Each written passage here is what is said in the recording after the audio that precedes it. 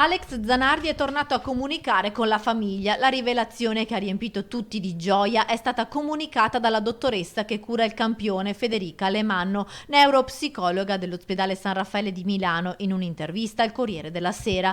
Alex Zanardi da alcuni mesi è stato ricoverato per la riabilitazione in ospedale a Padova, vicino alla famiglia che vive a Noventa Padovana.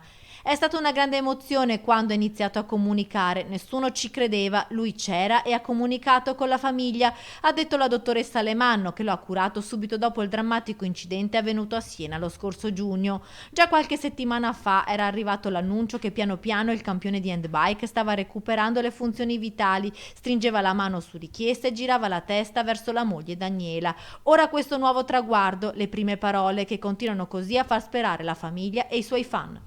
Sì, ci sono dei segnali positivi, ma non sono certo quelli che scrivono i giornali.